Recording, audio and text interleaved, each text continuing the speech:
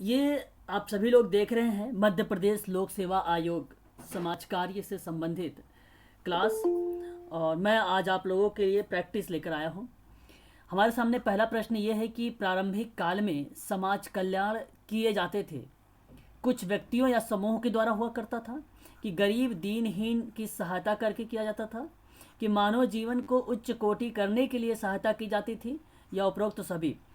तो प्रारंभिक काल में समाज कल्याण किए जाते थे कैसे, आप लोग जरा मुझे जवाब भी बताते रहें। जवाब आना शुरू हो गया है। महेंद्र जी का सबसे पहले जवाब आया है और रूपम जी का ऑप्शन नंबर डी, यही सही जवाब हो जाएगा, ऑप्शन नंबर डी। ठीक है, आगे बढ़ते हैं। सहायता ही की जाती थी सर। जी जी जी, डी सही है। आपने कहा कि पहले समाज कल्याण जो किए जाते थे वो कुछ व्यक्तियों या समूह के द्वारा भी किए जाते थे, दीनहीन की सहायता करके भी किया जाता था। ठीक है, और मानव जीवन के उच्च कोटि करने के लिए, एक प्रकार से अगर हम बात करें सकारात्मक जीवन व्यतीत करें, समाज की मुख्य धारा से जुड़े, ये भी क्रियाविधि हुआ करती थी। इसलिए आप कहेंगे कि प्रारंभिक काल में आप लोगों का यहाँ पे जो ऑप्शन था डी वाला करेक्ट माना जाएगा। उपरोक्त तो सभी सही है, डी सही होगा। वर्तमान समय में राज्य का स्वरूप कैसा हो गया है। आज के समय में अगर हम बात करें वर्तमान के परिप्रेक्ष्य में या दृष्टिकोण में, तो स्वरूप कैसा हो गया है राज्य का, आप जरा मुझे बताएं। क्या कल्याणकारी का है या पूंजीवाद का था या मिश्रित है। अच्छा, जवाब भी, मिश्रित है सर। हाँ जवाब भी आ रहे हैं कि भाई मिश्रित है ना। जवाब आप सभी के आ रहे हैं कि मिश्रित है। ध्यान रखें आप सभी लोग, यहाँ मिश्रित नहीं होगा। ठीक है, यहाँ मिश्रित नहीं होगा, यहाँ होगा आपका कल्याणकारी। तो वर्तमान समय में जो राज्य का स्वरूप बना हुआ है, ऑप्शन ए करेक्ट हो जाएगा, कल्याणकारी। राज्य का जो स्वरूप बना हुआ है ऑप्शन नंबर ए, क्योंकि समाज कल्याण प्रशासन समाज कार्य की एक सहायक प्रणाली है ना। तो समाज कल्याण प्रशासन में सेवाओं को क्रियान्वित किया जाता है, और जब क्रियान्वित होता है तो यहाँ पर चाहे केस वर्क कर रहे हो, चाहे ग्रुप वर्क कर रहे हो, चाहे कम्युनिटी वर्क कर रहे हो, उसके दृष्टिकोण से देखेंगे तो कल्याण के परिप्रेक्ष्य होता है। तो ये आप कहेंगे कि कल्याण का दृष्टिकोण जो है ये वर्तमान समय में इसका स्वरूप बन गया है एक प्रकार का। यही सर, ये आप राज्य से अभिप्राय प्रशासनिक राज्य है क्या सर? बिल्कुल बिल्कुल प्रशासनिक राज्य के तो आप कल्याणकारी ही होगा फिर तो, मेरे को कुछ और लगा है। नहीं नहीं नहीं, देखो मैं बताता हूँ आपको। एक राज्य का अगर हम बात करें या किसी केंद्र की बात करें, ये तो कंफ्यूज करने के लिए बात कर दिया था कि राज्य का स्वरूप कैसा होना चाहिए, कंफ्यूज करने के लिए दे दिया था। लेकिन चाहे आप नगर पालिका की बात करें, चाहे आप शहरों की बात करें, ठीक है, उनकी आवश्यकताओं को पूर्ति करने का अगर काम किया जाए तो राज्य का दायित्व तो एक प्रकार से परिवर्तित होता रहता है। तो कहने का तात्पर्य यह हुआ कि आवश्यकताग्रस्त सदस्यों की सहायता का जो स्वरूप बना हुआ है वो व्यावसायिक संघ से लिया गया है, तो इसलिए कल्याणकारी का होगा। ये आपको कंफ्यूज किया है राज्य का स्वरूप। तो राज्य का स्वरूप कोई नहीं कि पर्टिकुलर राज्य भी ये होता होगा तो केंद्र में अलग है, नहीं नहीं नहीं। ठीक है, बात है समाज कल्याण प्रशासन की। और समाज कल्याण प्रशासन में अगर हम बात करते हैं यहाँ पे वर्तमान समय में जो राज्य का स्वरूप है एक समाज कार्य के पॉइंट ऑफ व्यू से, वो कल्याणकारी का ही है, कल्याणकारी का है वर्तमान का स्वरूप अगर देखा जाए तो। यही आपका करेक्ट जवाब होगा सर, ऑप्शन नंबर ए आपका सही होगा। ठीक है, आगे हम बात करते हैं, क्वेश्चन नंबर थर्ड लेते हैं। कल्याणकारी राज्य वह होता है, कल्याणकारी राज्य वह होता है जो अपने नागरिकों को कम से कम न्यूनतम स्तर पर आजीविका उपलब्ध कराने की जिम्मेदारी लेता है। यह कथन किसका है, यह कथन किसका है, यह आपको बताना है। समाज कल्याण विश्व कोश। समाज कल्याण विश्व कोश इनका कहने का तात्पर्य बन रहा है। तो हालांकि अलग अलग परिभाषाओं में अलग अलग तरीके से डिफाइन किया गया है कि भाई प्रशासन तो एक उद्देश्यों के प्राप्त करने के लिए अनेक जो अनेक लोग हैं उसको निर्देशन देना है ना, समन्वय करना, नियंत्रित करना, तो ये भी समाज कल्याण है। अलग अलग विद्वानों ने अलग अलग तरीके से परिभाषित किया है। लेकिन अगर हम बात कर रहे हैं यहाँ पे कि जो सामाजिक विज्ञान, नहीं समाज कल्याण कह के ना आप ये बोले सामाजिक विज्ञान को लेकर, तो जो सामाजिक विज्ञान का विश्वकोश है वो बेसिकली चर्चा करता है आप लोगों से कि कल्याणकारी राज्य वह होता है जो अपने नागरिकों को कम से कम न्यूनतम स्तर पर आजीविका उपलब्ध कराने की जिम्मेदारी लेता है। ऐसी बात कहने वाला कोई चीज़ है तो ऑप्शन नंबर थर्ड है आपका यहाँ पे, सामाजिक विज्ञान का विश्वकोश। सामाजिक विज्ञान का विश्वकोश, यही आपका आंसर जो होगा करेक्ट जवाब होगा, ऑप्शन नंबर सी। आगे हम बात करते हैं, जब भी दो या दो से अधिक व्यक्ति, ठीक है, किसी कार्य को संपन्न करने में सहयोग करते हैं तो ऐसी स्थिति में अवधारणा उभर कर सामने आ जाती है। तो जब कोई दो या दो से अधिक व्यक्ति है किसी कार्य को कर रहे हैं और ऐसी कंडीशन पे वो वहाँ पे मदद भी कर रहे हैं, तो वो कौन सी अवधारणा निकल के आपके सामने आ रही है? कल्याण की अवधारणा आ रही है कि सहयोग की आ रही है कि प्रशासन की आ रही है कि सभी की आ रही है? मैं जानना चाहूँगा। पंकज जी का जवाब आया है डी की तरफ, भावना का भी डी की तरफ ही आया है क्वेश्चन नंबर 4 का। और यहाँ पे अगर हम बात करें तो डी ना कहकर, देखिए हालांकि आप समझ रहे हैं, एक अगर हम बात करें ट्रेडिशनल मेथड जिसको हम कहते हैं, प्रोफेशनल मेथड, है ना, तो आप डी ना कहें।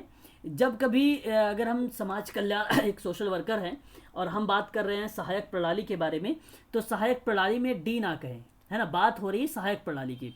तो यहाँ पे डिफाइन हो गया प्रशासन, यहाँ पर डिफाइन हो गया प्रशासन, एडमिनिस्ट्रेशंस। तो जब दो या दो से अधिक व्यक्ति किसी कार्य को संपन्न करने में सहयोग कर रहे होते हैं तो ऐसी स्थिति अवधारणाएं उभर के आ जाती है हमारे सामने, उसको प्रशासन बोलते हैं। अगर मैं कल्याण और सहयोग ले लेता तो मैं ये क्लियर ही नहीं कर पाता कि ये प्राथमिक प्रणाली के तहत बोल रहा हूँ कि द्वितीयक प्रणाली के तहत बोल रहा हूँ। लेकिन हम किसी दो या दो से अधिक व्यक्तियों की मदद करते हैं तो एक कार्यक्रम, एक योजना के माध्यम से, और ये द्वितीयक प्रणाली कहती है। और द्वितीयक प्रणाली आपसे कहती है समाज कल्याण प्रशासन को। और यहाँ पे प्रशासन की परिभाषा ये है कि जब भी दो या दो से अधिक व्यक्ति किसी कार्य को संपन्न करते हैं और सहयोग करते हैं, ऐसी स्थिति जो निकल के आ रही है वो प्रशासन की आ रही है। तो यहाँ पे करेक्ट जवाब हो जाएगा ऑप्शन नंबर बी। आपका यही करेक्ट जवाब हो जाएगा, भावना मैडम, रूपम मैम और पंकज सर। आगे बढ़ते हैं। Question number 5।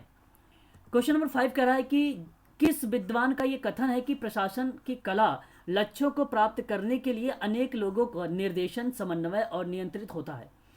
और अभी शायद मैंने आप लोगों को बताया था कि प्रशासन एक कला है जहां उद्देश्यों को प्राप्त करने के लिए अनेक लोगों को निर्देशन और समन्वय और नियंत्रित करने की बात करता है। ये आपकी परिभाषा एल.डी. वाइट की आती है। और एल.डी. वाइट जो होंगे रूपम मैम, वही करेक्ट जवाब होगा। लूथर गुलिक का नाम नहीं आएगा यहाँ पर, कि अगर आपने देख लिया डायरेक्शन को लेकर, आपने देख लिया कोऑर्डिनेशन को लेकर, नियंत्रित को लेकर, तो ऐसे ना आप रिप्रेजेंट करें कि पोस्ट कार्ब को परिभाषित कर दे, तो शायद ये पोस्ट कार्ब की परिभाषा बेसिकली लूथर गुलिक का नाम आता है। लेकिन यहाँ पे ये परिभाषा जो है इस प्रश्न का ऑप्शन नंबर ए करेक्ट जवाब हो जाएगा, एल.डी. वाइट। वाइट याद रखेंगे आप, लक्ष्य और कला को प्राप्त करने के लिए लोगों का निर्देशन, समन्वय और नियंत्रण करने की प्रतिक्रिया के बारे में जाहिर करते हैं। यही आपका करेक्ट जवाब हो जाएगा आप लोगों का। आगे अगर हम बात करते हैं और नेक्स्ट प्रश्न लेते हैं हम सभी लोग, कि समाज कल्याण प्रशासन एक अवधारणा है, या आप कैसे कह सकते हैं ये भी कि समाज कल्याण प्रशासन एक आवश्यकता है जिसके माध्यम से संपन्न किया जाता है। तो समाज सेवा के माध्यम से, सामाजिक नीति के माध्यम से, और ए और बी, और इनमें से सभी। अभी हम लोग आ रहे हैं, नीतियों पर भी आएंगे, स्वैच्छिक एनजीओ पर भी आएंगे, ठीक है। तो वहीं से स्वैच्छिक एनजीओ वगैरह लेकर आया गया है, ठीक है। अभी आप लोगों को उसके भी क्वेश्चंस मिलेंगे, ठीक है। तो ये भी यूनिट नंबर 5 का ही पार्ट है। महेंद्र सिंह का जवाब आया है सी। पंकज सर का जवाब आया है यहाँ पे सी, कि भाई यहाँ कह रहे हैं कि सामाजिक योजना भी होगा और साथ ही साथ ये भी बता रहे हैं कि सामाजिक नीति भी होगा। आप लोगों को मैं इस प्रश्न का सब जवाब बता दूं कि आप लोगों ने सही जवाब दिया है, ऑप्शन नंबर सी यही करेक्ट जवाब है आपका, ए और बी यही आपका करेक्ट जवाब है यहाँ पे। आगे अगर हम बात करते हैं क्वेश्चन नंबर 7 के बारे में, कि सामाजिक नीति सामाजिक सेवाओं के रूप में रूपांतरण की एक प्रक्रिया होती है जिसके माध्यम से समाज सेवा में नीति का रूपांतरण साथ साथ नीतियों को संशोधित, सुझाव के, अनुभवों का प्रयोग होता है। यह कथन किसका है यह आपको बताना है। ये स्टेटमेंट भी कभी कभी पूछ लिया जाता है एग्जाम में कि कौन दिया है। ओके, यहाँ पे अगर आपको मैं बता दूं, जॉन किडना का नाम, जॉन किडने महोदय ने सामाजिक नीति सामाजिक सेवाओं के रूप में एक रूपांतरण की प्रक्रिया माना है और कहा है कि जिसके माध्यम से समाज सेवाओं में नीति का रूपांतरण होता है, साथ ही साथ नीतियों में संशोधित का, सुझाव का, अनुभव का भी जो प्रयोग किया जाता है वह भी सामाजिक कल्याण प्रशासन में ही किया जाता है। इस वजह से हम ये बात कहेंगे कि ये जॉन किडना की परिभाषा है। ऑप्शन आपका यहाँ पे जो होगा पहला वाला करेक्ट जवाब होगा। एक और परिभाषा ले लेते हैं। समाज कल्याण प्रशासन को उन क्रियाओं में सहायता प्रदान करने तथा आगे बढ़ाने में योगदान देने के रूप में परिभाषित किया जाता है जो कि सामाजिक संस्था द्वारा प्रत्यक्ष सेवा करने के लिए अनिवार्य है। उक्त कथन किस विद्वान का है यह आपको बताना है। ये भी प्रश्न इजी है, सरल है। मैं जानना चाहूँगा आप सभी लोगों से कि इनकी परिभाषा क्या हो सकती है। डनहम का नाम सुना होगा आप सभी लोगों ने, ऑथर डनहम, जिन्होंने 28 सिद्धांत दिए हैं। ठीक है, अगर मैं बात करूं ऑथर डनहम के बारे में, तो ये कहते हैं कि समाज कल्याण प्रशासन उन क्रियाओं से है, सहायता प्राप्त करने से तथा आगे बढ़ाने में योगदान के रूप में परिभाषित किया जाता है, जो किसी सामाजिक संस्था के द्वारा प्रत्यक्ष सेवाएं दी जाती हैं। तो प्रत्यक्ष की बात अगर कोई करता है पंकज जी, तो डनहम करता है, यह आप लोग ध्यान रखेंगे समाज कल्याण प्रशासन में, क्योंकि प्रत्यक्ष नहीं माना जाता है और विद्वानों के द्वारा प्रत्यक्ष नहीं माना जाता है, केवल डनहम के द्वारा माना जाता है ये बातें, क्योंकि प्रत्यक्ष सेवा से ही कीवर्ड्स आप बनाया करें और इसी कीवर्ड्स को रिप्रेजेंट किया करें आप लोग क्वेश्चन आंसर को। प्रारंभ में समाज कल्याण का विकास किसके नाम पर संपन्न किया गया था या किया जाता था? धर्म के नाम पर या अभावग्रस्तता के या कल्याण के या दायित्व के नाम पर? चलिए आगे अगर हम बात करते हैं, तो प्रारंभ में समाज कल्याण के विकास में धर्म के नाम पर दिए जाने वाले जो दान थे, उसी से संगठित एक व्यवस्था का महत्वपूर्ण योगदान रहा है। और इसके बाद आवश्यकताग्रस्त ठीक है, सदस्यों की सहायता के लिए व्यावसायिक संघों की पारस्परिक सहायता समितियों को एक प्रमुख भूमिका रही है इसमें। ठीक है, तो मैं यहाँ पे आप लोगों को बताऊंगा कि इस प्रश्न का जो जवाब होगा ऑप्शन नंबर ए करेक्ट होगा कि धर्म के नाम पर। ठीक है, नगर पालिका के द्वारा अगर हम बात करते हैं तो आवश्यकताग्रस्त लोगों के बारे में बात होती है यहाँ पर। ठीक है, ये हमें थोड़ा सा ध्यान रखना पड़ेगा। आगे हम बात करते हैं, क्वेश्चन नंबर 10 लेते हैं और आपके सामने है कि किस विद्वान के प्रयासों से समाज कल्याण प्रशासन का विकास हुआ है। समाज कल्याण प्रशासन का अगर विकास की बात करते हैं हम लोग, तो किस विद्वान के नाम से बेसिकली ये हुआ। ठीक है, तो मैं आपको बताना चाहूँगा, आपने नाम सुना होगा जॉन हवार्ड का भी नाम सुना होगा, आपने नाम सुना होगा एलिजाबेथ फ्राई का नाम भी सुना होगा, आपने नाम सुना होगा जोसेफिन बटलर का नाम सुना होगा। ये जैसे समाज सुधारक हैं और इनके प्रयासों से समाज कल्याण प्रशासन, जिसको सामाजिक सहायता के संदर्भ में विकास किया गया है, तो अंग्रेजी निर्धन कानून के माध्यम से इसका निर्माण हुआ था निर्बल वर्गों की समस्याओं के समाधान करने के लिए। ठीक है, तो यहाँ पे करेक्ट जवाब हो जाएगा ऑप्शन नंबर डी ही आपका सही जवाब होगा, ऑप्शन नंबर डी। यहाँ पर तीनों लोगों का नाम आता है, सतेंद्र जी का सही जवाब आया है, पंकज जी का भी सही जवाब आया है। क्वेश्चन नंबर हम 11 के बारे में बात करें कि 19वीं सदी में किए हुए आंदोलन ने समाज कल्याण प्रशासन में समन्वय को बढ़ावा दिया गया है। यानी एक प्रकार से 19वीं शताब्दी में अगर हम बात करते हैं कोऑर्डिनेशन को बढ़ावा दिया गया है। तो मैं जानना चाहूँगा यहाँ पे इसका जवाब, तो 19वीं शताब्दी में किस आंदोलन ने समाज कल्याण प्रशासन में समन्वय को बढ़ावा दिया था एक प्रकार से। क्वेश्चन नंबर 11 का सही जवाब आप मुझे बताएं। 19वीं सदी यानी यूरोप। मैं अच्छा अगर यूरोप बोलता तो शायद आप बता देते हैं। अगर हम बात कर रहे हैं यहाँ पे 19वीं सदी में यूरोप में दान संगठन का उद्देश्य निर्धनों की स्थिति में सुधार करना था और इस कार्य में लगे हुए समाज कल्याण प्रशासन संगठनों में समन्वय स्थापित करता था। तो बेसिकली दान संगठन का एक उद्देश्य था निर्धनों की स्थिति में सुधार करना। ठीक है, तो मैं यहाँ पे आप लोगों को जवाब बताऊंगा ऑप्शन नंबर केवल ए की तरफ, महेंद्र सर और पंकज सर। यहाँ पे जो करेक्ट जवाब होगा आपका 19वीं सदी का ऑप्शन नंबर ए करेक्ट होगा, है ना। थोड़ा सा प्रश्न आप लोगों को टफ लग रहे होंगे, लेकिन प्रश्न को अगर आप समझ के करेंगे तो अच्छा रहेगा। आगे अगर हम बात करते हैं, भारतवर्ष में व्यक्तियों की सहायता किन आधारों पर की जाती है। भारतवर्ष में व्यक्तियों की सहायता किन आधार पर की जाती है, आप मुझे जरा जवाब बताएं कि सेवा भावना के रूप में, दायित्व के रूप में, कि ए और बी के रूप में। क्वेश्चन नंबर आपके सामने 12 है, आप मुझे जरा बताएं। यहाँ पे सतेंद्र जी का जवाब आया है सबसे पहले, यहाँ पे भाई यही करेक्ट जवाब है, Satendra sir, Pankaj ji, Mahendra sir. Option number जो आपका यहाँ पे जवाब आपने दिया है सेवा की भावना, दायित्व की भावना, यही करेक्ट जवाब है, ऑप्शन नंबर सी आपका। आगे हम बात करते हैं क्वेश्चन नंबर 13 के बारे में। प्रशासनिक दृष्टिकोण में भारत कल्याण प्रशासन किस शासनों से संबंधित है। तो प्रशासनिक के परिप्रेक्ष्य में अगर हम बात करें या प्रशासनिक दृष्टिकोण में बात करें भारत कल्याण पे, तो सतेंद्र जी कह रहे हैं कि यहाँ पे डी होना चाहिए। ओके, कोई बात नहीं। यहाँ पंकज जी का भी जवाब आया है, सतेंद्र सर का भी जवाब और महेंद्र जी का भी जवाब। तो डी करेक्ट जवाब हो जाएगा। प्रशासनिक दृष्टिकोण से अगर समाज कल्याण प्रशासन को आप देखते हैं तो भारत में सम्राट अशोक, हर्षवर्धन और अकबर, शेरशाह सूरी जैसे शासकों ने कार्य मील का पत्थर साबित हुए हैं। तो हम ये बात कह सकते हैं प्रशासनिक दृष्टिकोण से समाज कल्याण प्रशासन भारत में जो हुआ है वो इन तीनों लोगों के नाम से हुआ है। अच्छा, शेरशाह सूरी का भी नाम मिल जा सकता है आप लोगों को ऑप्शन में, तो शेरशाह सूरी भी होगा, ये भी आप लोग ध्यान रखेंगे। ऑप्शन नंबर डी करेक्ट हो जाएगा इस प्रश्न का। क्वेश्चन नंबर 14 की बात करते हैं। स्वतंत्रता के बाद समाज कल्याण को बढ़ावा देने के लिए केंद्रीय समाज कल्याण बोर्ड की स्थापना कब की गई थी? वर्ष 1953 है, वर्ष 1960 है, वर्ष 1980 है और वर्ष 1955 है। यहाँ पे जवाब सतेंद्र जी का सबसे पहले आया है, ऑप्शन नंबर ए, और यही आपका करेक्ट जवाब हो जाएगा। जो कि स्वतंत्रता के बाद समाज कल्याण के क्षेत्र में प्रथम पंचवर्षीय योजना के दौरान भारत सरकार ने अगस्त 1953 में केंद्रीय समाज कल्याण बोर्ड नामक एक स्वायत्तता संस्था थी, उसकी स्थापना की थी। आप सब भलीभांति तरीके से इसे रूबरू होंगे, परिचित होंगे, तो इसलिए आप लोग कहेंगे कि ऑप्शन नंबर ए आपका सही जवाब हो जाएगा।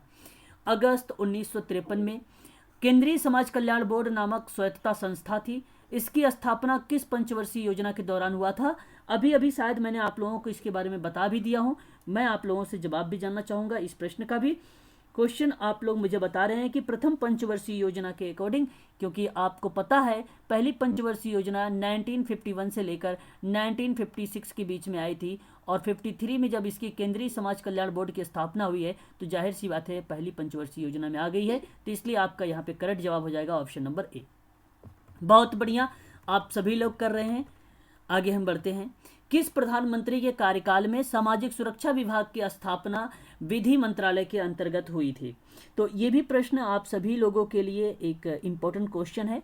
मैं आपको बता दूं, लाल बहादुर शास्त्री जी का नाम आप सभी लोगों ने सुना होगा भलीभांति तरीके से। तो लाल बहादुर शास्त्री जी के प्रधानमंत्री उस समय प्रधानमंत्री थे और उन्हीं के अध्यक्षता कह लीजिए या उनके सापेक्ष एक प्रकार से जहां सामाजिक सुरक्षा विभाग की स्थापना हुई और विधि मंत्रालय के अंतर्गत वो चीज़ें की गई थी। तो यहाँ पे करेक्ट जवाब हो जाएगा ऑप्शन नंबर सी, यही ऑप्शन आपका करेक्ट हो जाएगा, option number C. Question number 16 का। क्वेश्चन नंबर अगर हम 17 की बात करते हैं, समाज कल्याण प्रशासन को किस प्रकार की प्रणाली माना जाता है? और इस प्रश्न के आप लोग मुझे जवाब बताएं कि समाज कल्याण प्रशासन को किस प्रकार की प्रणाली मानी जाती है? प्राथमिक, द्वितीयक, तृतीयक या चतुर्थ? जी हाँ, तो यहाँ पे करेक्ट जवाब आपको अगर हम बात करें समाज कार्य प्रशासक, देखिए यहाँ पे समाज कल्याण प्रशासन नहीं है। अगर आप समाज कल्याण प्रशासन कहते तो आप कह देते कि भाई द्वितीय प्रणाली के अंतर्गत आता है, लेकिन आपके सामने प्रश्न है इस क्वेश्चन नंबर अगर हम नहीं, समाज कल्याण प्रशासन एक प्रकार से यही करेक्ट जवाब हो जाएगा। प्रशासक किस प्रकार की प्रणाली होती है? द्वितीय की होता है। आप लोग सही चल रहे हैं, आप लोगों का ही सही जवाब है ऑप्शन नंबर बी, करेक्ट जवाब है आप सबका ही, आप सभी का जवाब है ऑप्शन नंबर बी। बहुत अच्छा, आगे बात करते हैं। किस विद्वान ने लोक प्रशासन के संदर्भ में समाज कल्याण प्रशासन के 4 सिद्धांत स्थापित किए हैं? तो मैं आप लोगों से अगर बात करूं, ये भी प्रश्न अच्छा है और इम्पोर्टेंट क्वेश्चन भी है। क्वेश्चन नंबर 18 में अगर आपसे हम बात करते हैं, आपसे ये प्रश्न पूछा जाता है कि किस विद्वान ने इस बारे में बात किया है? तो साइमन एक विद्वान का नाम है, आप लोग इसे भी थोड़ा सा समझ लीजिए, इम्पोर्टेंट है ये भी। साइमन एक विद्वान का नाम है। साइमन महोदय ने, मेरी बात को ध्यान से सुनिएगा आप सभी लोग अच्छे से, साइमन महोदय ने जो है समाज कल्याण प्रशासक के 4 सिद्धांतों के रूप में वर्णित किया है। ठीक है, तो याद रखिएगा, ये मैंने आप लोगों से एक बार बता भी चुका हूँ भलीभांति तरीके से कि कार्य विशेषीकरण का सिद्धांत है, पदाधिकारियों के अधिकार के स्तर के निश्चित पर एक सिद्धांत है, एक सिद्धांत है आपका किसी एक केंद्र बिंदु पर जहाँ पे प्रशासनिक सत्ता को आश्रित करने का सिद्धांत बताता है, और एक आपका है नियंत्रण के आधार पर कर्मचारियों के समूहीकरण का सिद्धांत बताता है। तो ये 4 टाइप के सिद्धांत है साइमन के, यही आपका करेक्ट जवाब होगा। ठीक है, साइमन का एक बार स्पष्टीकरण करें आप लोग। अच्छा, दूसरा क्लियर है। हाँ। मैं आप सबको एक बात और बताना चाहूँगा कि साइमन के साथ नाम जो गैलेंड का है, ये प्रश्न आई थिंक मुझे लग रहा है कि इनकरेक्ट है। जो गैलेंड का नाम आपको दिख रहा है इस समय ये ऑप्शन में, अगर हम बात करते हैं यहाँ पे ऑप्शन नंबर बी के बारे में, तो गैलेंड भी, ये जो गैलेंड का नाम आपको बता रहा हूँ, इनकी भी ये 4 सिद्धांत हैं, इन्हें भी आप लोगों को ध्यान रखना पड़ेगा, है ना। तो इनका भी नाम आप लोग ध्यान रखिएगा। जो मैंने अभी आपको 4 सिद्धांतों के नाम बताए हैं, इन दोनों का नाम आता है, ठीक है, इन दोनों लोगों का नाम आता है, ठीक है, साइमन का भी और गैलेंड का भी नाम आता है, ठीक है, दोनों लोगों का। आगे अगर हम बात करते हैं, मुझे ऑप्शन में देना चाहिए था ए एंड बी का नाम, ठीक है, तो शायद आप स्पष्टीकरण कर पाते। आगे अगर हम बात करते हैं समाज कल्याण प्रशासन के संदर्भ में गैलेंड नामक विद्वान ने कौन से सिद्धांत स्थापित किए थे, तो अभी मैंने देखो विशेषीकरण का सिद्धांत बताया था, अभी मैंने पदाधिकारियों के अधिकार के लेवल पर भी बताया था। अच्छा, इसमें पूछा कौन सा सिद्धांत स्थापित किए हैं, और फिर मैंने प्रशासनिक सत्ता के बारे में बात किया था, ये भी था, और मैंने एक और बोला था आप लोगों से कि नियंत्रण के आधार पर कर्मचारियों का समूहीकरण को लेकर बोला था। तो ये 4 भी सिद्धांत आपको मेंशन हो जाते हैं, इसलिए आप लोग कहेंगे ऑप्शन नंबर डी वाला आपका यहाँ पे करेक्ट जवाब हो जाएगा गैलेंड के अकॉर्डिंग, है ना। तो ये चीज़ें ध्यान रखना आप लोग। प्रोफेसर वार्नर के बारे में अगर हम बात करें, तो प्रोफेसर वार्नर ने कुलटोटन समाज कल्याण प्रशासन के संदर्भ में इसने प्रशासन के 8 आधारभूत सिद्धांतों का निरूपण किया था। 8 सिद्धांतों के बारे में निरूपण किया था। जैसे अगर मैं बात करूं, राजनीति निर्देशन का सिद्धांत एक था इनका, उत्तरदायित्व का सिद्धांत था एक इनका, सामाजिक आवश्यकताओं का सिद्धांत था इनका एक, और एक इनका था कार्यकुशलता का सिद्धांत था, एक इनका था जनसंपर्क का सिद्धांत था, एक संगठन का सिद्धांत था, एक विकास एवं प्रगति का सिद्धांत था, और एक अन्वेषण या जिसको आप बोलते हैं खोज का सिद्धांत था। ये 8 सिद्धांत थे प्रोफेसर वार्नर के, ठीक है, आप इसे भी थोड़ा सा ध्यान रखेंगे। आगे हम बात करते हैं क्वेश्चन नंबर 21 के बारे में। 21 आपसे क्या कहता है कि समाज कल्याण की प्रकृति किस रूप में वर्णित की जा सकती है, यह आपको बताना है कि कला के रूप में कि विज्ञान के रूप में कर सकते हैं, किस रूप में आप इसको वर्णित कर सकते हैं, मैं ये जानना चाहूंगा आप लोगों से।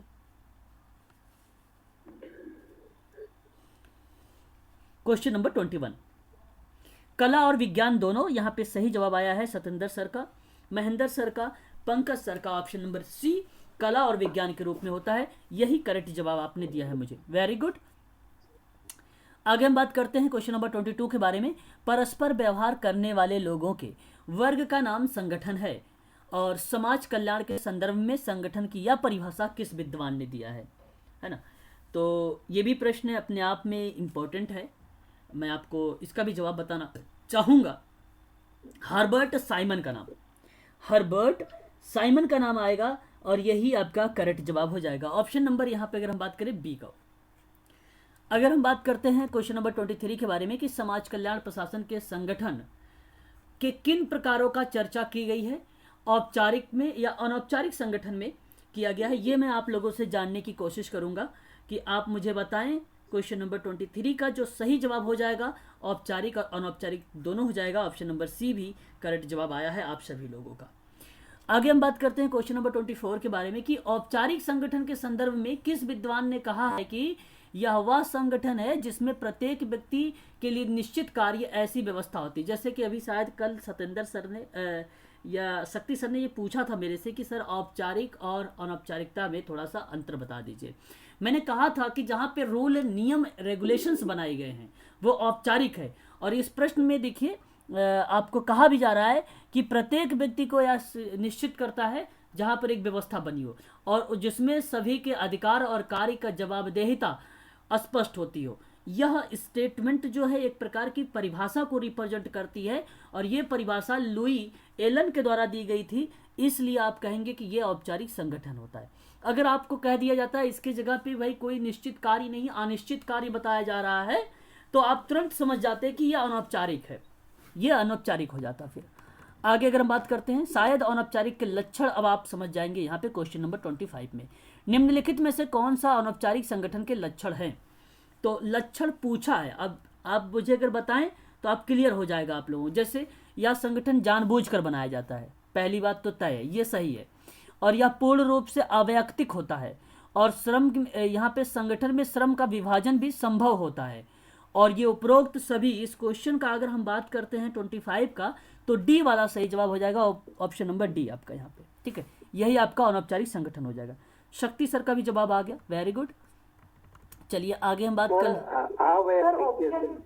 जी सर। अवैयक्तिक कैसे है सर? थोड़ा सा इसमें डाउट है, अवैयक्तिक का सर थोड़ा बता दीजिए। अवैयक्तिक मतलब पूर्ण रूप से यहाँ पे जो दूसरा व्यक्ति है उसको अवैयक्तिक बोला जा रहा है, और वो पूर्ण रूप से शामिल है दूसरा व्यक्ति। औपचारिक संगठन के लक्षण में जो दूसरा व्यक्ति है वो शामिल है।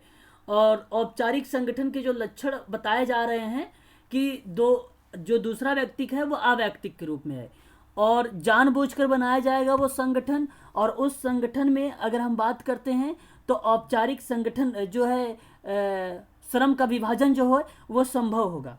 वो क्या होगा? संभव होगा।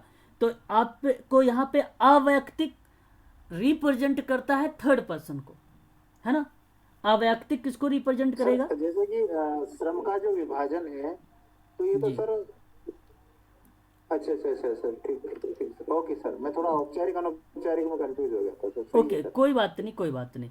तो देखो यहाँ आप लोगों को समझना यही है कि अवैयक्तिक जो है वो तीसरे पर्सन से होगा। ठीक है, अवैयक्तिक जो होगा वो तीसरे पर्सन से होगा, यही आपको ध्यान रखना होगा। आगे हम बात करते हैं क्वेश्चन नंबर 26 के बारे में। और 26 आपसे कहता है निम्नलिखित में से कौन सा औपचारिक संगठन का लाभ नहीं है। तो अब देख लीजिए, यहाँ पे आपको अच्छे तरीके से समझ में आ जाएगा कि दूरगामी, कठिन और बहुआयामी लक्ष्यों को प्राप्त करने के लिए, तो अगर आप यहाँ पे औपचारिक और अनौपचारिक संगठन जानते हैं तो फिर आप अच्छे से कर लेंगे इस प्रश्न को। ठीक है, तो देखिए मैं आपको बताऊं, यहाँ पे पूछा है कि इसका लाभ नहीं है, तो आपको बता दूं, तो ये तो दूरगामी और कठिन और बहुआयामी लक्ष्यों को प्राप्त करने के लिए लाभ है। ये बात तय है, ये तो है, लेकिन प्रश्न पूछा नहीं है। कार्य में रुकावट आने पर आसानी से जवाबदेहिता को तय कर देगा, ये भी काम इसी का है ना, ये भी काम इसी का होता है। लेकिन अगर हम बात करते हैं अवसरवादिता को बढ़ जाना, जहाँ पे आप अवसर देते हैं किसी चीज़ों को, कोई रूल रेगुलेशन नियम वगैरह नहीं होते हैं सिखाने के लिए, ठीक है, तो वो अनौपचारिकता का होता है, तो इसलिए अवसरवादिता बढ़ जाती है जहाँ पे वो अनौपचारिकता हो जाती है। तो इसलिए इस प्रश्न का सही जवाब जो हो जाएगा आपका, यही थर्ड वाला सही जवाब हो जाएगा। और व्यक्तियों का उत्तरदायित्व निश्चित होता है, तो यही एक प्रकार से अवैयक्तिक को रिप्रेजेंट कर देगा। तो यहाँ पे ऑप्शन ये भी सही है, ये भी सही, ये भी सही है। लेकिन जो थर्ड वाला है, ये औपचारिक संगठन का उद्देश्य नहीं है या लाभ नहीं है, तो ऑप्शन यही आप कह देंगे सत्य, यही आपका सत्य हो जाएगा। औपचारिक संगठन में हानि कौन सी नहीं है। अब हानि के बारे में अगर हम बात करें क्वेश्चन नंबर 27 में, तो आप ये आसानी से कह सकते हैं कि तो वो हानि कौन कौन सी होंगी। तो एक तो देखिए, नौकरशाही में दोष पनपते रहते हैं, ये एक हानि है। और अगर हम बात करते हैं संगठनों में मशीनीकृत का स्वभाव के कारण जो है पहल की क्षमता दम के घुटता है। कहने का मतलब इस संगठन में डेफिनेशन बताने की कोशिश की जा रही है कि औपचारिक संगठन क्या है। औपचारिक संगठन क्या है? तो जहाँ पे व्यक्तियों और नियमों के विनियमनों के बीच में संबंध और कार्यों का अनुसरण हो रहा होता है, वो एक प्रकार से औपचारिक संगठन होता है, क्योंकि कार्यों के तय मानक, मानदंड और संपन्न किए जाते हैं। इसलिए औपचारिक संगठन परिभाषित कार्यों की संरचना से संबंधित होता है। तो वहाँ पे कार्मिक के प्राधिकार हो जाएंगे, उत्तरदायित्व हो जाएगा, जवाबदेह भी हो जाएगा। तो मशीनीकृत का जो स्वभाव के कारण जो है पहल क्षमता का दम घुटना, एक प्रकार से आप यहाँ पे रिप्रेजेंट कर सकते हैं, इसको उपस्थित कर सकते हैं। और आगे हम बात करते हैं, सभी संसाधनों को समुचित उपयोग करना संभव होता है, तो ये औपचारिक संगठन की हानि नहीं है। तो आपसे पूछा है तो समुचित तरीके से उपयोग संभव होता है, ठीक है। और आगे अगर हम बात करते हैं, मानवीय महत्व को भुला दिया जाता है, ठीक है, मानवीय महत्व को भुला दिया जाता है, यही आपका करेक्ट जवाब हो जाता है। ऑप्शन नंबर 27 का ए वाला सही जवाब है आप सभी का, ऑप्शन नंबर ए।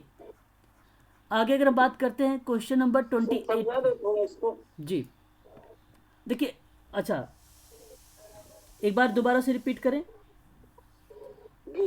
क्या कह रहे हैं आप? सर समझ में नहीं आया। ओके, ठीक है। औपचारिक संगठन की हानि, अगर आपको हानि पता होगा तो आइडेंटिफाई कर लेंगे। हानि का मतलब होता है दोष, हानि का मतलब होता है दोष। समझ में बात आई रही है इतने ना? नुकसान।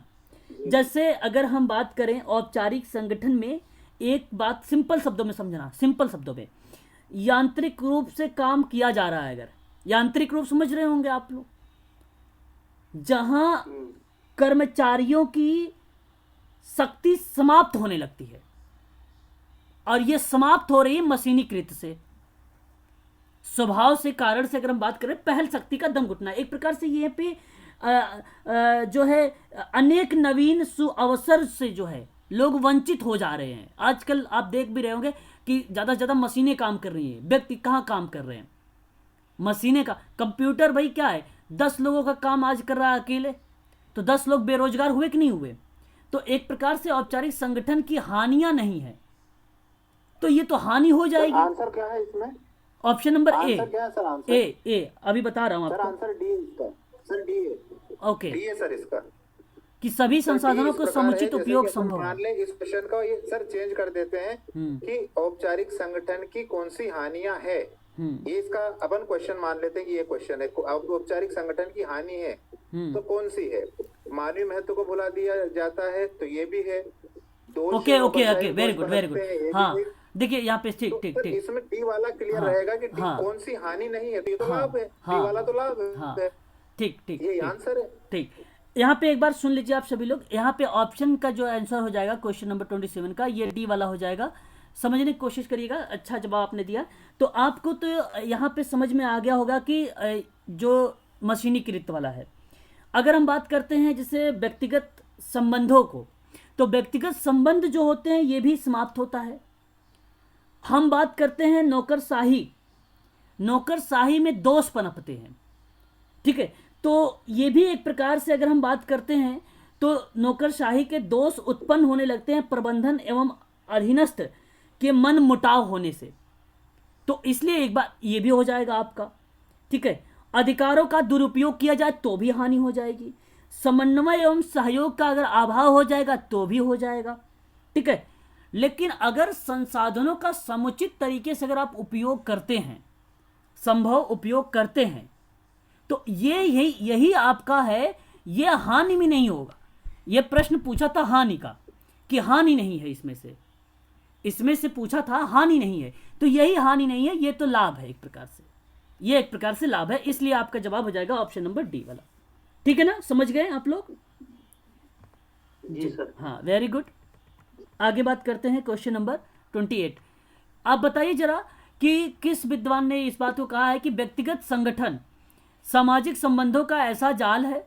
देखिए, सामाजिक संबंधों का जाल है, ये मैकाइबर पेज ने कहा है, ये तो आपको अच्छे तरीके से पता है, लेकिन यहाँ पे थोड़ा सा और आगे हमें पढ़ना पड़ेगा कि स्थापित करने के लिए किसी अनेक औपचारिक संगठन की आवश्यकता नहीं पड़ती है। तो अनौपचारिक संगठन के संदर्भ में ये परिभाषा निकल के आ जाती है हमारे सामने। तो ये परिभाषा या एक प्रकार से ये स्टेटमेंट किस विद्वान का है, ये आप डिफाइन कर सकते हैं अनौपचारिक संगठन में। अनौपचारिक संगठन में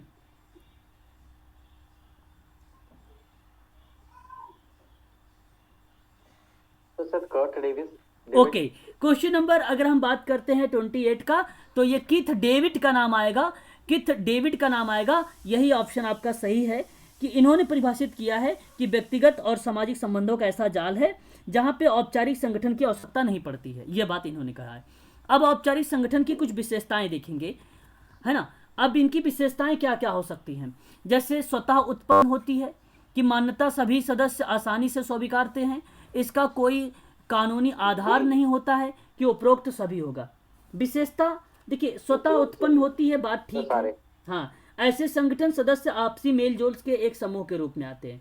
मान्यताएं सभी सदस्य आसानी से स्वीकार कर लेते हैं, इसका कोई कानूनी आधार नहीं होता है, ना कि औपचारिक संगठनों की तरह कोई नियम प्रक्रिया व्यवस्था निश्चित नहीं की जाती है, फिर भी इसकी मान्यता होती है, ठीक है। सदस्य के द्वारा अगर हम बात करें इसका उल्लंघन भी हो जाता है। तो सामाजिक और नैतिक दबाव में अगर हम बात करते हैं तो आवश्यकता के अनुसार नियम बदलते रहते हैं उसके बिहाफ पर, ठीक है। तो हम ये कहेंगे कि यहाँ पे ऑप्शन नंबर जो होगा ये डी वाला करेक्ट जवाब हो जाएगा। अब हम बात करेंगे लाभ के बारे में तो औपचारिक अनौपचारिक के लाभ कौन कौन से होंगे, है ना। तो देखिए इसमें कर्मचारियों की सुरक्षा या अपनत्व या संतुष्टि, प्रेम, साहचर्य प्रत्येक व्यक्तियों की मानवीय आवश्यकता को पूरी करती है, ये भी आपका हो जाएगा। अगर हम बात करते हैं मनोरंजन, विचार विमर्श, तनाव मुक्ति का साधन उपलब्ध कराती है, तो ये भी हो जाएगा आपका। औपचारिक संगठन के कार्यों के समय जो है अगर हम बात करें उस समय विवाद और संघर्ष को समाधान को जो है आपसी सामंजस्य से इसको बनाया जाता है या संप्रेषण किया जाता है एक प्रकार से, ठीक है। या औपचारिक संगठन के माध्यम से सांस्कृतिक मूल्य, आदर्श, परंपराओं को विरासत की रक्षा भी करते हैं, है ना। और आगे अगर हम बात करें प्रबंधन की योग्यता की कमियों को दूर करता है, तो यहाँ पे ऑप्शन नंबर डी आपका करेक्ट जवाब हो जाएगा, यही आपका ऑप्शन सही हो जाएगा। आगे हम बात करते हैं हानि को लेकर। हानि कौन सी नहीं है, अब आपसे पूछना है यहाँ पे हानि। तो देखिए इस संगठन में हानि के बारे में अगर मैं बात करूं तो एक हानि तो यह है कि उत्पादकता में अधिक वृद्धि होने के लिए प्रबंधन के प्रयास के अप्रभावकारी बनता है, तो वो भी एक प्रकार की हानि है। कई बार तो किसी विषय पर औपचारिक और अनौपचारिक संगठनों में मतभेद होने लगते हैं, तो अनावश्यक रूप से कर्मचारियों के बीच में आपसी तनाव पैदा हो जाता है, तो ये भी हो जाएगा आपका।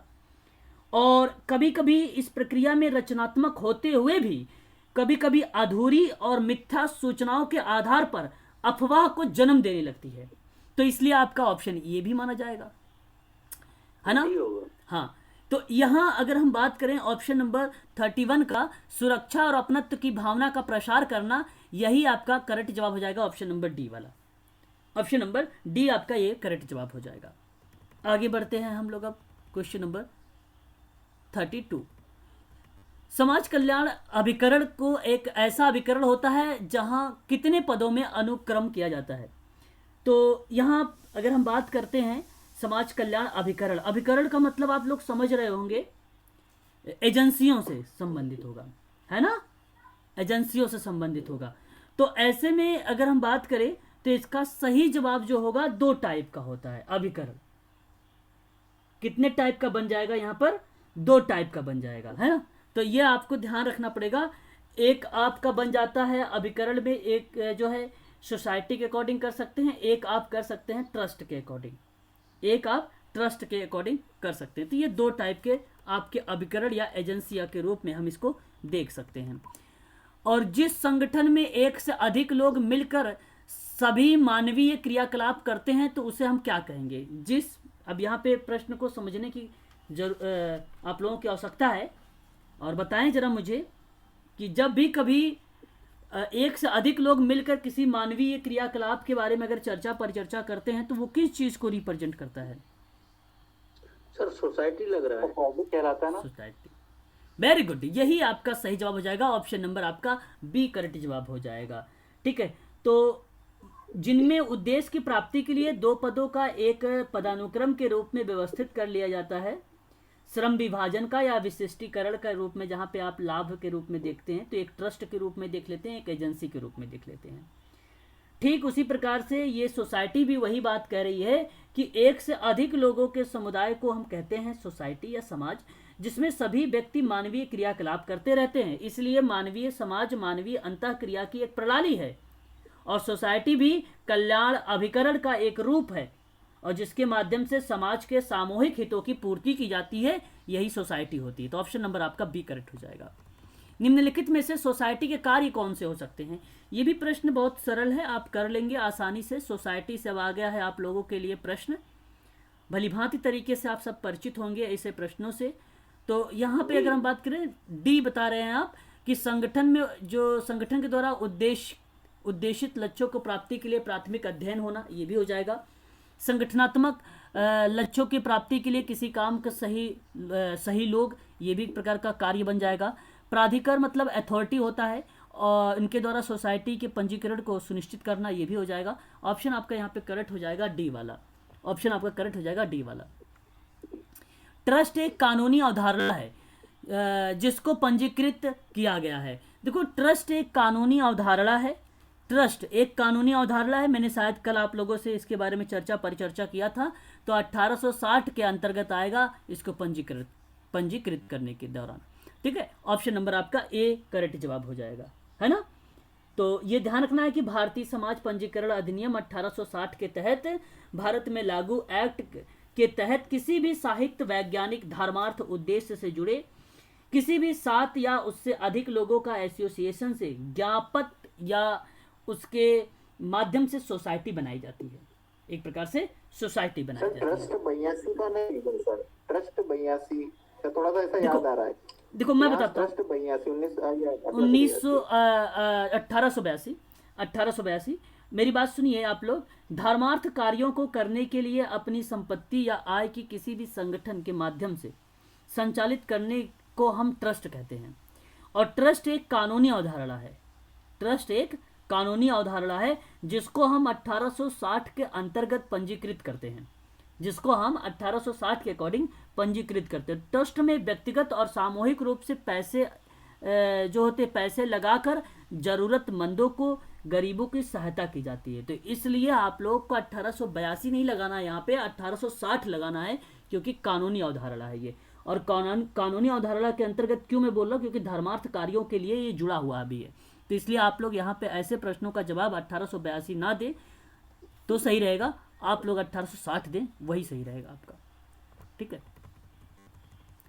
आगे अगर हम बात करते हैं, भारतीय संविधान के किस अनुच्छेद में संघ का निर्माण करने का अधिकार प्रावधान किया गया है या प्रदान किया गया है, यह आप मुझे बताएं।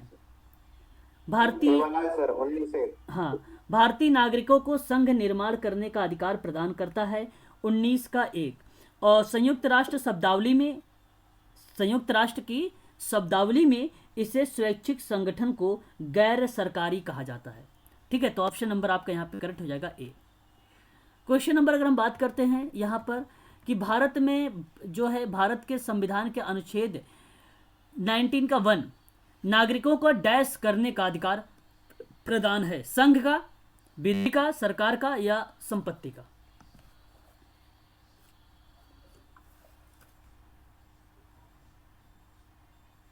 बताएं, जवाब आ रहे हैं आप लोगों के। सी आए हैं, बी आ रहे हैं। बी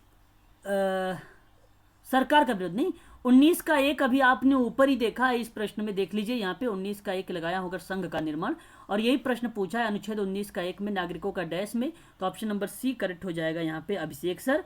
बी नहीं होगा आपका, सी होगा। लेकिन इसमें बोलने की स्वतंत्रता है सर, वो उसमें लिखा ना सर, बोलने या उसकी का भारत में अनुच्छेद जो है 19 का 1 में नागरिकों को डैश करने का अधिकार है, तो बोलने, और उसमें सर जैसे अगर समाचार पत्र वाला भी था शायद, बोलने की, प्रेस की स्वतंत्रता नहीं। 19 का तो अगर हम अनुच्छेद 19 देखिए, अगर हम अनुच्छेद 19 के बारे में बात करते हैं तो उसके कई पार्ट हैं, उसके कई ऐसे पार्ट हैं, जैसे बोलने की आज़ादी 19 का 1 की बात होती है। 19 की बी में अगर हम बात करते हैं तो सभा की आज़ादी होती है ना। इसी तरीके से सी का भी नाम आता है इसमें ना, ठीक है, सी का भी नाम आ जाता है, एक डी का भी नाम आता है, ई का नाम आता है। एफ को छोड़ के आप लोगों ने देखा होगा जो है सारे के सारे आर्टिकल्स जो है कहीं ना कहीं वो एग्ज़ाम में पूछे जाते हैं। तो मैं आप सबसे यही कहूँगा कि आप लोग इसे याद रखें। 19 का 1 जो यहाँ पे लिखा गया है यही करेक्ट जवाब हो जाएगा। आप लोग नागरिकों को अधिकार प्रदान करने की बात कर रहे हैं। ये सही बोल रहे हैं, ये वास्तव में सही बात कर रहे हैं। जो 19 का ए है, फर्स्ट वाला है, हाँ, व्यक्ति की स्वतंत्रता है। बाकी जो दूसरे हैं ना, उनमें आता है जैसे 2, 3, 4, उनमें कुछ और है। संघ निर्माण भी शायद 19-1 नहीं है, 19-1 के नीचे वाला है कोई सा, सी। तो सही बोल रहे हैं, लगभग मुझे लगता है ये सही बोल रहे हैं। नहीं, देखो मैं बताता हूँ आपको। 19 का अगर हम आर्टिकल्स के बारे में बात करें तो एक प्रेस की स्वतंत्रता है जो 19 का 1 में ही आता है। 19 का 1 वाले आर्टिकल में ही इसको मेंशन किया गया है, ठीक है ना, 19 का 1 में। तो यहाँ बोलने की आज़ादी, सभा की आज़ादी के संघ बनाने की आज़ादी, जैसे मैंने सी बोला आपसे, तो वो सी है। पूरे देश में बस संघ का निर्माण तो शायद 19-3 या 19-4 के आसपास है सर। नहीं, 19 का सी, 19 का सी। आप यहाँ पे ABC बोले, 1-2 ना बोले, 19 का सी। और अगर हम बात करें 19 का डी में, तो पूरे देश में आने जाने की बात, मैं रिपीट कर देता हूँ, आप लोग पूरा शुरू से देख लीजिए। 19 का ए आपसे क्या कहता है, बोलने की आज़ादी। 19 का बी आपसे क्या बोलता है? सभा की आज़ादी। 19 का सी आपसे क्या बोलता है? संघ बनाने की आज़ादी। 19 का डी आपसे क्या बोलता है? दूसरे देश में आने जाने की आज़ादी, है ना। 19 का ई क्या बोलता है आप लोगों से? मैंने ट्रिक बनाया था ना, पूरे देश में बसने की, यानी इधर उधर बस जाने की, है ना, ट्रिक बनाया था। 19 का एफ क्या नहीं है, क्योंकि संपत्ति से रिलेट था इसलिए इसको हटा दिया गया है। उसके बाद कोई जी आता है आपका, कोई भी व्यापार वगैरह के संबंध में आता है तो 19 का जी होता है ये, ठीक है।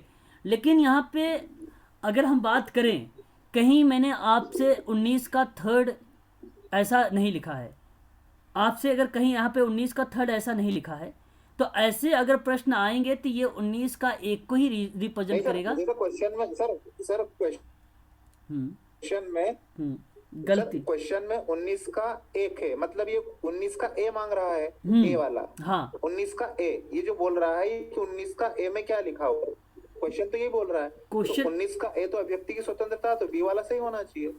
नहीं, बी कैसे? सरकार का विरोध, भारत के संविधान का अनुच्छेद 19 नहीं, अभिव्यक्ति की स्वतंत्रता सरकार का विरोध भी कर सकते हैं हम लोग, अभिव्यक्ति की स्वतंत्रता है ना। क्या करते हैं? बोल के विरोधी करते हैं। आप बोल के लिख के, मतलब आप सिंबल के द्वारा कुछ भी करके आप हाथ हिला के बोल सकते हो कि हमारा सरकार का विरोध, ये भी तो स्वतंत्रता है अभिव्यक्ति। तो इस प्रश्न का जवाब क्या बताना चाहेंगे आप? तो एक मतलब बी वाला सर सही है, भले कंट्रोवर्शियल है कि बी सरकार का विरोध, लेकिन अभिव्यक्ति की स्वतंत्रता में सरकार विरोध होना चाहिए, तो ये तो सही है, बी वाला होना चाहिए, मतलब मेरा मानना है। संघ का निर्माण तो यहाँ पर होना चाहिए 19-3, मतलब 19-3 आता है तो ये सी वाला सही हो जाता है, क्योंकि सरकार का, देखो सरकार का विरोध, सरकार का विरोध, अब सरकार का विरोध 19 में किस आर्टिकल्स के अंतर्गत आप बताए जरा मुझे अभिषेक जी, कहाँ मेंशन किया गया है 19 में? अभिव्यक्ति स्वतंत्रता में समाचार पत्र तो सरकार का विरोध ही करते रहते हैं 24 घंटे। प्रेस की समाचार के चैनल है वो तो गवर्नमेंट का विरोध ही करते हैं, अभिव्यक्ति की स्वतंत्रता है। प्रेस की स्वतंत्रता, वो प्रेस की स्वतंत्रता है।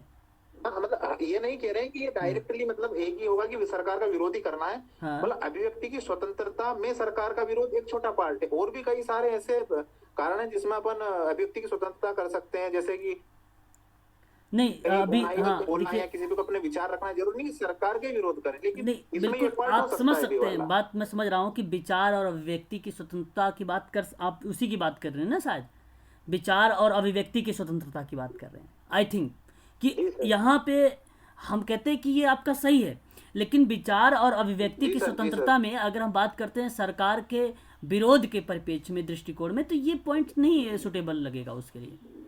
मानता हूँ ये बात सही है कि 19, अब यहाँ पे लिखा तो है नहीं, कोई पार्ट नहीं है, कोई पार्ट नहीं है यहाँ पे। देखिए भारतीय संविधान का अनुच्छेद जो 19 आपसे बताता है वो आपकी स्वतंत्रता के बारे में बताता है।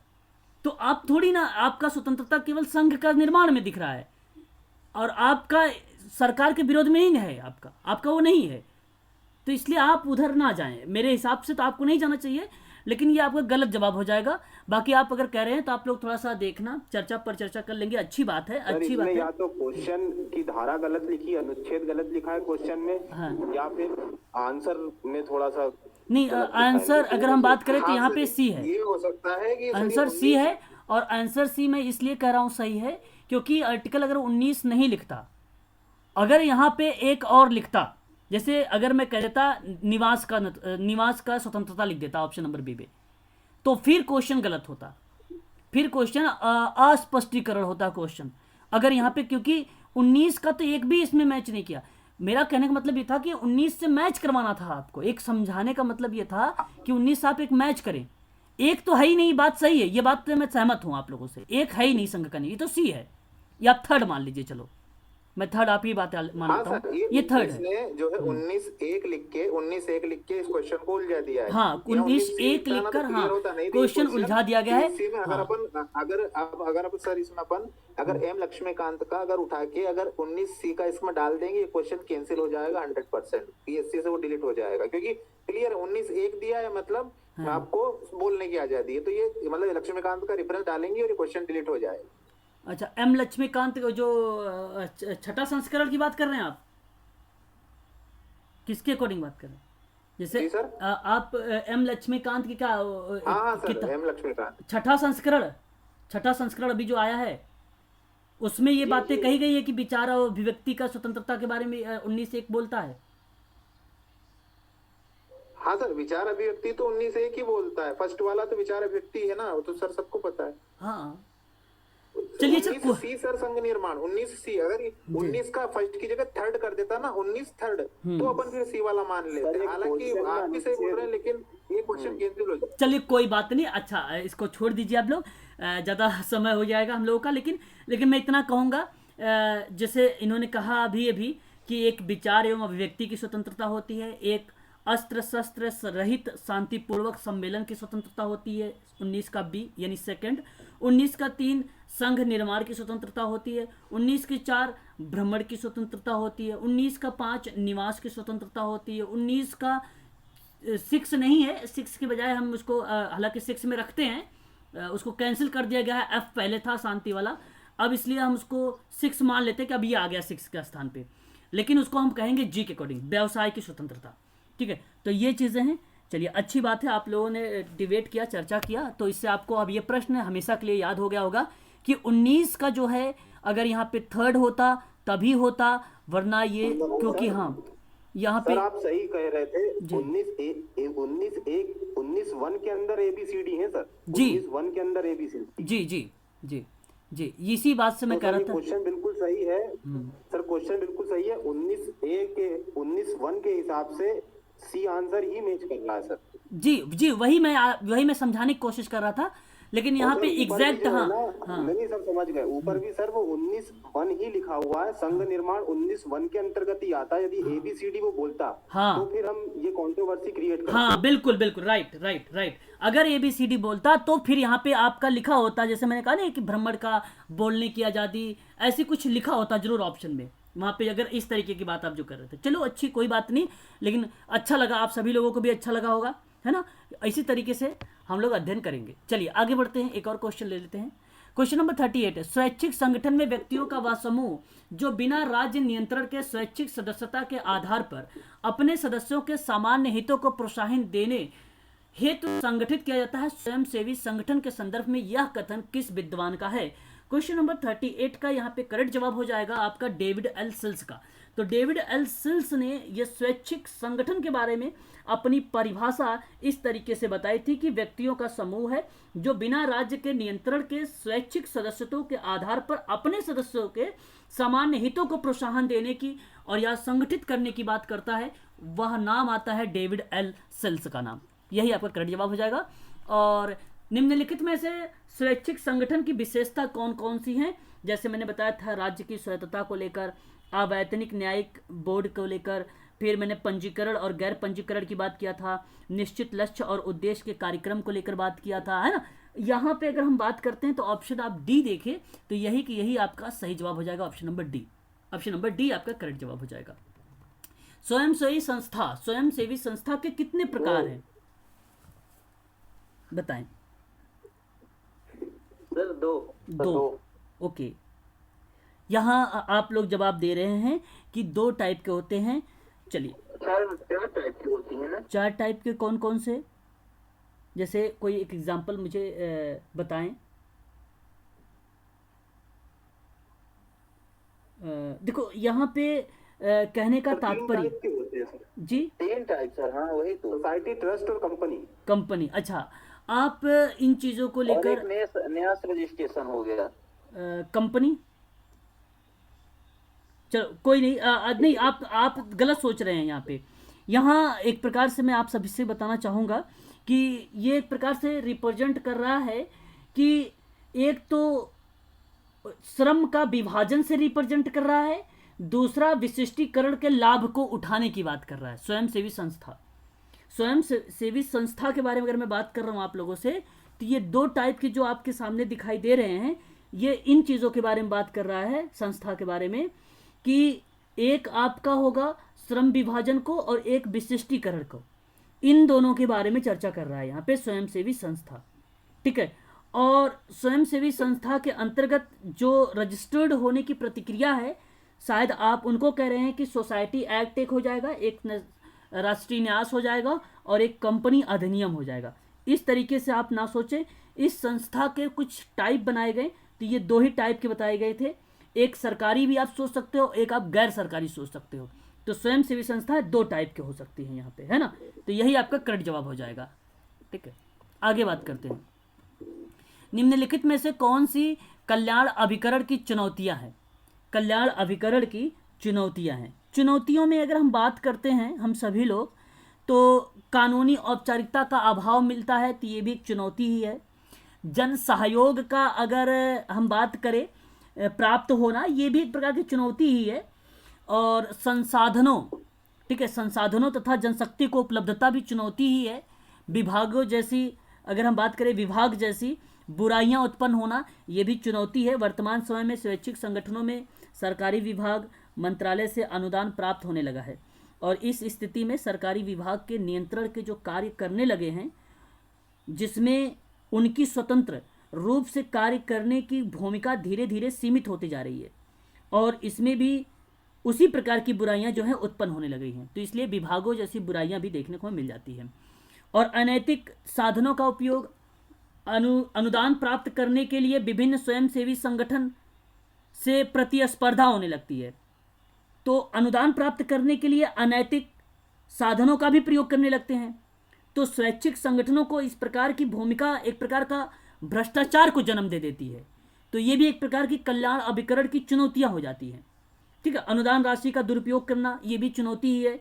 गतिरोध की स्थिति चुनौती ही है। लोक कल्याणकारी कार्यक्रमों में अभिरुचि लेना, ये भी चुनौती ही है। ठीक है, तो ये चीजें मिल जाती हैं चुनौती के रूप में। ऑप्शन आपका यहाँ पे डी हो जाएगा। शक्ति सर का जवाब आया है डी, पंकज सर का जवाब आया है सी। चलिए कोई बात नहीं, आगे हम बात कर लेते हैं। क्रेता और विक्रेता के मध्य, क्रेता और विक्रेता के मध्य अपनी उपलब्धता कराने वाले को क्या कहेंगे? सेवा प्रदाता। सेवा प्रदाता। अगर हम बात करें क्वेश्चन नंबर 42 का, तो यही सही जवाब है। क्रेता और विक्रेता के मध्य किसी उपलब्धता को उपलब्ध कराने वाले को कहा जाता है सेवा प्रदाता कहा जाता है। सही जवाब ऑप्शन नंबर ए। भारत में सेवा प्रदाता, जी, भारत में सेवा प्रदाता के संदर्भ में सेवाओं को किन प्रकार की जो है सेवाओं में लगाया जाता है, सेवाओं को किन प्रकार की सेवाओं में लगाया जाता है। यहाँ पे भारत में सेवा प्रदाता के बारे में बात हो रही है। तो मैं आप सब सभी यहाँ पे करेक्ट जवाब जन स्वास्थ्य कार्यक्रम, सामाजिक सहायता और सामाजिक सुरक्षा। सही जवाब ऑप्शन नंबर डी आपका करेक्ट हो जाएगा। यहाँ पे अनौपचारिक संगठन को सरकारी संगठन कहा जाता है। क्यों कहा जाता है भाई?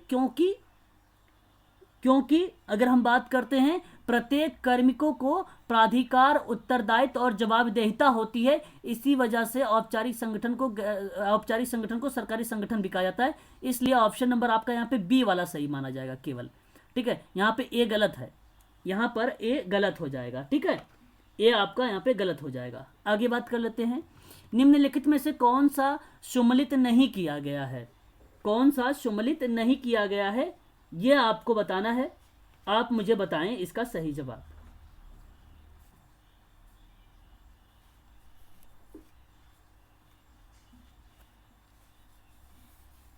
बताएं।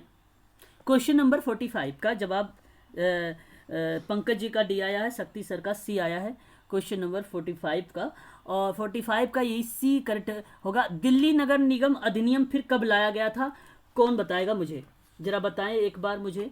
दिल्ली नगर निगम के बारे में अगर हम बात कर रहे हैं तो फिर कौन सा सही जवाब होगा? कल मैंने आप लोगों 39 है क्या सर? जी 39 या 41 में आया था? नहीं 79 हाँ, यही आपका करेक्ट जवाब। कल मैंने लिखवाया था, सतेंद्र जी ने शायद लिखा भी था इसके बारे में, है ना आप लोग। हाँ, आगे अगर हम बात करते हैं तो सामान्यतः संस्थानों के संदर्भ में कल्याणकारी संगठन की संरचना होती है। किस में होती है? सी में। यहाँ पे आप कह रहे हैं 46 का जो सही जवाब होगा कि भाई निजी क्षेत्र में भी होती है, सार्वजनिक क्षेत्र में होती है। ऑप्शन नंबर सी में दिया हुआ सही जवाब।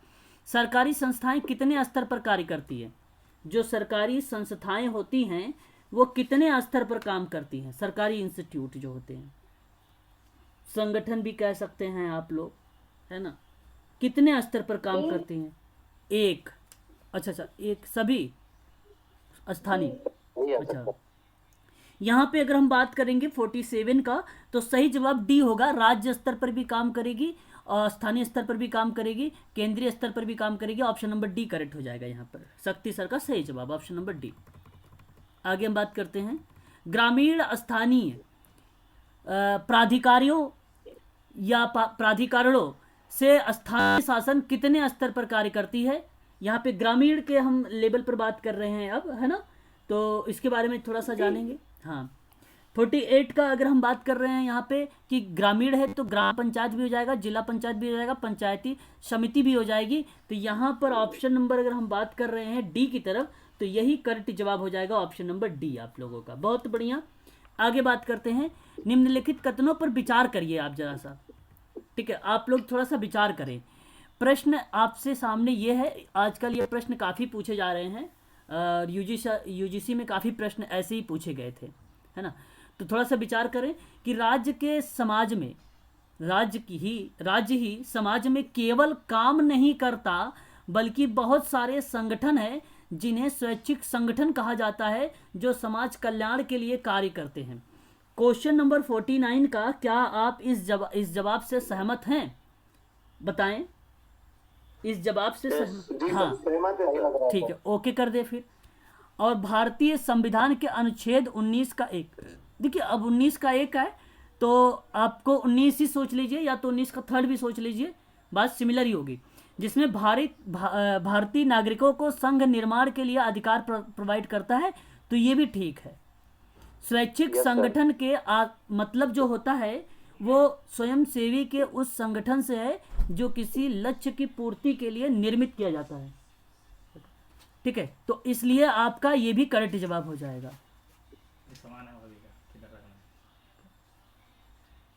ओके, वेट थोड़ा सा रुक जाओ। तो यहाँ अगर हम बात करते हैं कि 2 या 2 से अधिक, 2 या 2 से अधिक व्यक्तियों के लिए स्वयंसेवी निर्माण का करते हैं, उपरोक्त में से कौन सा सही होगा? बताइए। सभी सही है। तो ऑप्शन नंबर डी आपका यहाँ पे करेक्ट जवाब हो जाएगा। Very good. आप लोगों का आज जो है हम इसी 50 क्वेश्चन कंप्लीट कर देते हैं, 50 एक और रह जाता है, इसको कंप्लीट कर देते हैं ना, फिर उसके बाद हम स्टार्ट करेंगे। 50 कंप्लीट कर देते हैं। क्वेश्चन नंबर 50 आपके सामने है और 50 आपसे ये बोल रहा है, कह रहा है कि निम्नलिखित कथनों पर विचार करना है आप सभी लोगों को 50 में। और समाज कल्याण प्रशासन कार्य की द्वितीयक प्रणाली है, ये बात सही है? सही है कि गलत है बता दीजिए एक बार। द्वितीयक प्रणाली है या नहीं है? सही है सर। सही है, सही है सर। ओके। समाज कल्याण प्रशासन का अभ्यास सामान्य रूप से प्रशासन के सिद्धांतों की प्रविधियों पर आधारित होता है, क्या ये बात भी सही है? जी सर। ठीक है, ये भी सही है। साइमन ने लोक प्रशासन के संदर्भ में 4 सिद्धांत दिए, देखिए ये बात सही है। साइमन ने, अगर हम बात करते हैं लोक प्रशासन के बारे में, तो ये 4 सिद्धांत दिया है, ये बात ठीक था, अभी आपने जो पढ़ा था। और प्रोफेसर वार्नर के बारे में बात करें, समाज कल्याण के संदर्भ में 8 सिद्धांत दिया गया, जो अभी आपको मैंने बताया 8 के 8 है, तो ये भी सही है। अब आपको ऑप्शन दिखा रहा हूं मैं, ऑप्शन दिखा रहा हूं, देखिए यहाँ पे कथन है 1 2 2 3 और 3 4, सभी सही है यहाँ पे। चलिए अब आज के लिए इतना ही। हम लोगों ने 50 क्वेश्चंस डन किए हैं, कल 50 क्वेश्चंस और डन करेंगे। अच्छे से आज आप लोगों ने अध्ययन किया है और मैं आशा करता हूं कि आप लोगों को सारी चीज़ें समझ में आ गई होगी। आज मैं फिर क्वेश्चन करवाने वाला हूं आप सभी का 8 बजे भी। अगर ज्वाइन होना चाह रहा तो आप लोग 8 बजे ज्वाइन हो जाना, ठीक है। बस आज के लिए इतना ही। सर इनकी आंसर शीट भी रहती है क्या? जी आंसर की भी है, नीचे है आंसर की भी।